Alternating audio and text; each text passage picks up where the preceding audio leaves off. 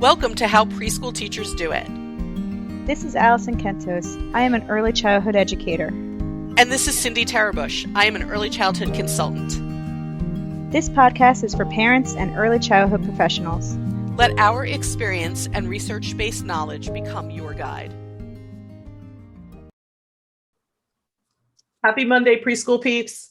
Hi, peeps. I'm apologizing to everybody on YouTube at the outset for how my hair is pulled back. I think it looks fine. Thank you. I'm in the 2-week window between my second COVID vaccine and when you're fully immune. And I thought I'm going to wait to get a haircut. I don't know what difference it makes at this point, but whatever. I'm in that window too. And I was like, you know what? Getting a haircut before. Whatever. I care. Anyway, that's not what we're here to talk about. Yeah. I just thought I'd put that disclaimer out there in the beginning. We're here actually to talk about something that I was telling Alison that I'm experiencing with my college students.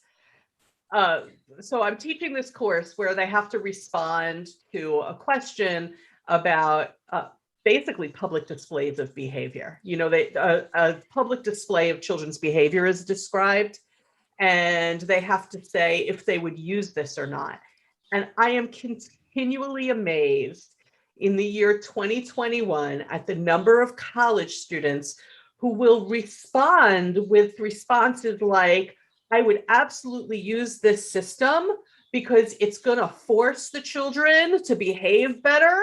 And I'm thinking, oh God, it's 2021. Why are we still doing this?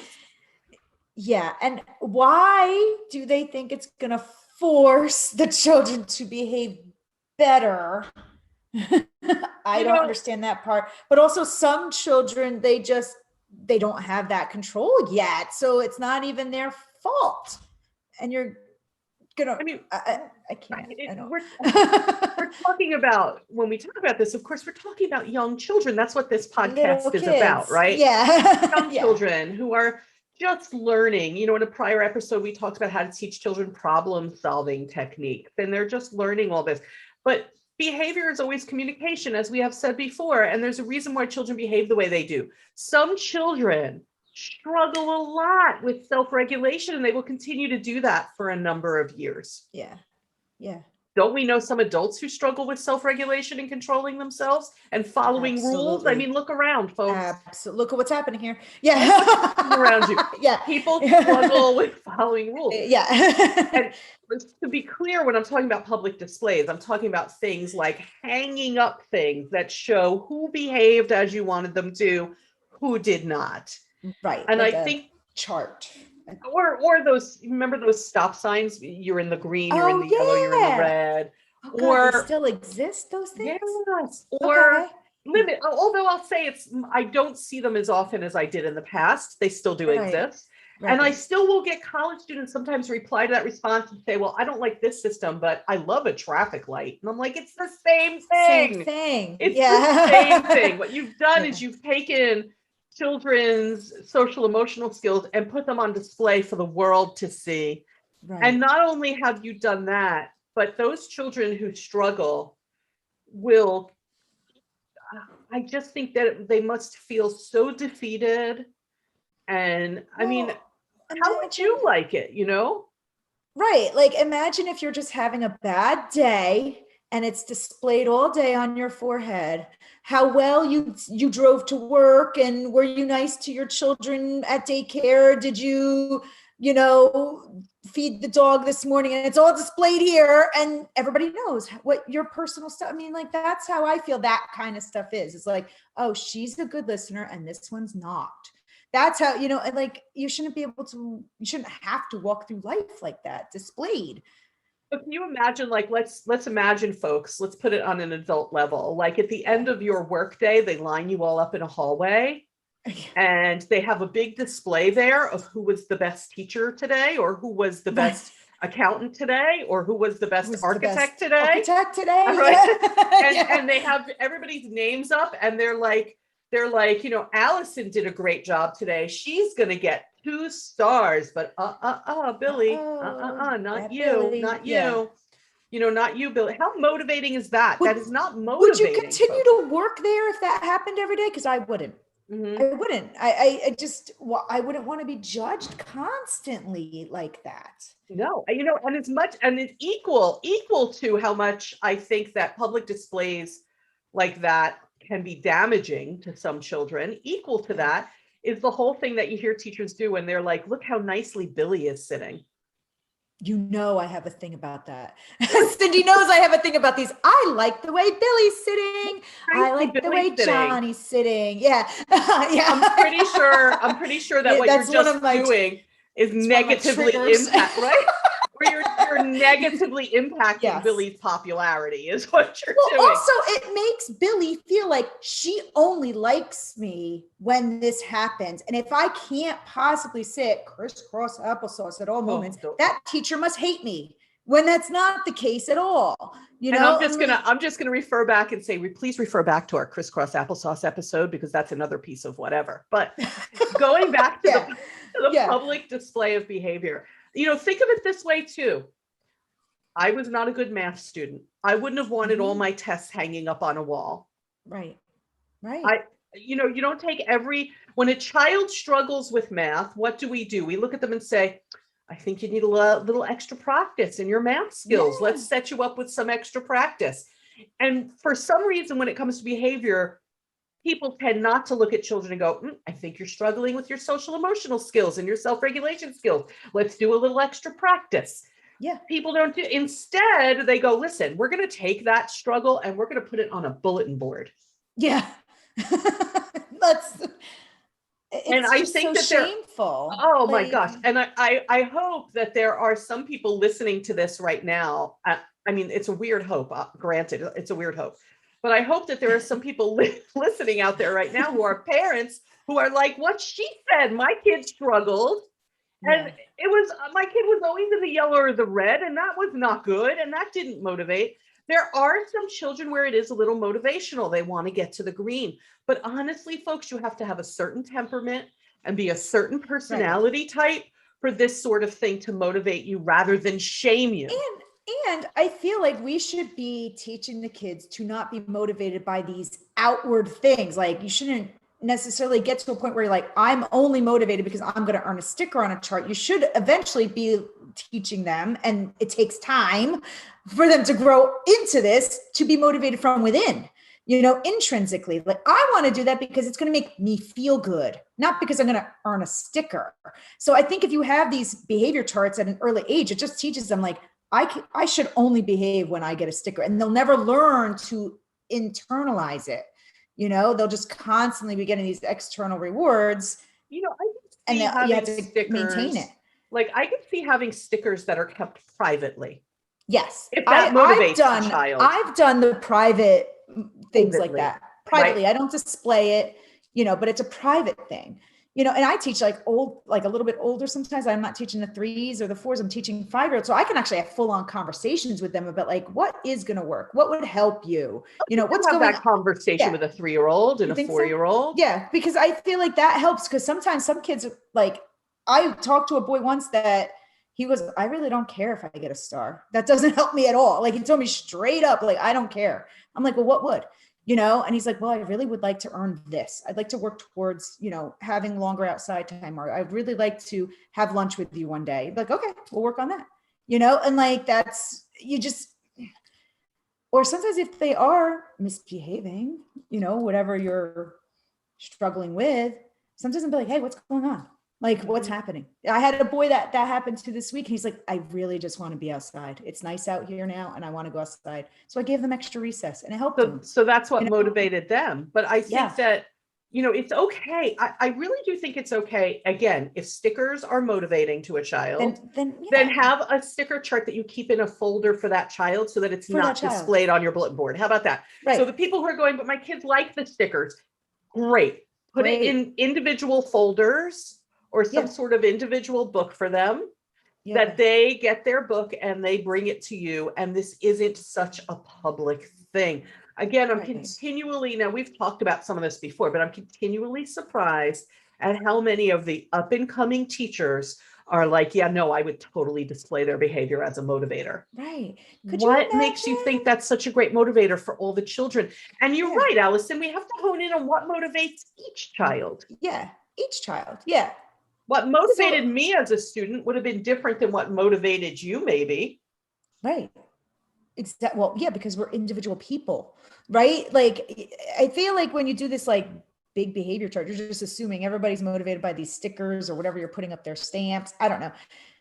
But you're not valuing like what would work, and like if you tap into what does work, then the child's like, oh wow, she cares about me as a person, and what works for me, and she does want me to learn and be better, like instead of being like I was in a class, this discussion reminds me of this when we talk about what motivates, right?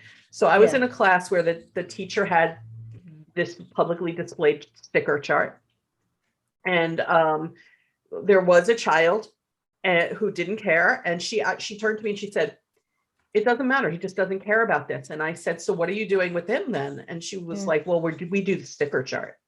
And I was like, but the sticker chart, I said to her, the sticker chart you just told me is not motivating him. Right. What do you think? What does he love? What does he love to do? What do you think would motivate him? And she was saying, we do the sticker charts. That's part of our system. And it really was her school system, right? This is part of our system, and our system says we have to have these charts. And then I went back to, developmentally appropriate practice says that we have to recognize the children as individuals. And our code of ethics from the National Association for the Education of Young Children says we have to recognize children as individuals, each with their own level of development, each with their own interests and motivations. So if the sticker chart that I understand is required of you, and that's a discussion for another day with other people, right? And you can have sticker charts, but I don't love them on this bulletin board. If you have stickers for kids, and this is not what's motivating this child, then I think that you need to do is have a conversation with this child's family and find out what does motivate this child. What do they find motivating at home for this child? How can you adapt that to school and give this child his own motivation and his own thing to reach for? Because reaching for these stickers isn't doing it for him. Doesn't do it. Yeah. And I think that's part of the problem when school systems say, okay, folks, here's what everyone is going to do. Everyone's going to display this sort of display. And I understand why, but I think that we also have to think about the intrinsic motivation of individual children in order to be doing things that are appropriate for them. And like, I just beg of you to take those sticker charts and put them in a book where each child has their own page. You get page protectors or something. Yeah. And you put them in a binder and every child has their own page. And then they can come over and find their name on their page and put their sticker on or something like that. Right. Because I feel like when you have it displayed on a bulletin board, right? And say, I don't know, the director or the principal walks in and they could just instantly look at like who's at the bottom and who's at the top of this chart or however you're displaying it. Like, then they're immediately, of course, going to be like, oh, Johnny, he doesn't listen. Like, instead of being like, oh, wow, Johnny, he's really good at math. Like, instead of being like, you know what I mean? Like, instead of seeing them as this, like, what they're seeing, just all the negatives right up there on display for anybody to walk in and see at any moment, and like, how would that little Johnny feel if he's always at the bottom of the chart, because maybe it might not even be that he doesn't listen. It might be like that just doesn't motivate him. So he's not going to do above and beyond to earn a whatever sticker or stamp. Like, but how would you feel if you honestly, it's just, I think it's disrespectful to the child and the family in a setting where families come in, like in a lot of preschools, before COVID or after COVID, when families could come in, I think it's disrespectful in that way. And I hope that people from listening to this start to think about not just, oh, this could motivate, but also this could demean and diminish children. It's shaming. It's shaming. And when we shame children at very young ages, they don't develop a healthy self-esteem. Yeah. That's not what we're here for. It's not what we're I'm doing. not here for that. My name is teacher and I'm here to teach. Yeah. Right. I think of myself as somebody who teaches college students. There's no way that I'm going to be like, okay, so-and-so answered my question first, so gold star for you on a chart on the wall. Right. Like for some reason, we know not to do this with older students. With adults, yeah. I mean, do you ever see those sorts of sticker charts or light things, traffic lights in middle school classes or high school classes? No. We know not to do this as they get older. And I'm going to tell you, children still have challenging behavior as they get older. It's not that there aren't children with challenging behavior. Yeah. But for some reason, you don't see that displayed, I think, usually, if at all, in the older grades. Like when the younger you go, like elementary and early childhood, I feel like they think it's like, oh, let's do this cutesy thing. Like, let's make a traffic light. It'll be cute. The kids understand it. And it's like, no, but that doesn't work. Like, it's like, why would you, it's almost like demeaning to me. It is demeaning. I think it is demeaning. Like, I don't understand why we're doing that. Just because the children are younger and are not going to necessarily curse at you or rat you out to the principal. And just because the children are younger and smaller than you doesn't make it okay. Right. To do things that can damage their self-esteem. But that, folks, that's a generational issue. That whole, do we intimidate young children is a generational thing that we've learned more about. Yeah. But if you want children to be intrinsically motivated, then you can't take their self-esteem away. Right. That's another thing. Yeah. Intrinsic motivation, such a teacher thing, by the way, not so much necessarily a parent thing. That's how you know that we're educators, because we talk about intrinsic motivation. Yeah. That's true. Right. That you need to be motivated from the inside. From within. Yes. But some children really struggle with that. And I'm just going to put out in the world that displaying their behavior is not necessarily going to motivate those particular children. Yeah. Right. Yeah. Again, it's really a function of your personality. I am somebody who likes to do well and succeed. And I was a student who liked to get A's. And I guess I'm still somebody who likes to get what an adult version is of an A. I still like to get good feedback. And, I still like to know that I'm helping people. And not every human being is like that. Yeah. That's me. No, that doesn't mean that it's everybody. That's not everyone. Yeah. Right. Yeah. So think about your public displays. Yeah. And, I think also there's a big difference in displaying children's creative art and children's behavior. Yeah. There's a big difference in that. Yeah. So think about your displays. And I want you to all start thinking about it from a new point of view. Just stand back, look at the display and think, not only can this be motivating, but can this be humiliating? Yeah. 2 questions. Can this be motivating? Can this be humiliating? Yeah. Because if this can be humiliating, please at least make it more private. Yeah.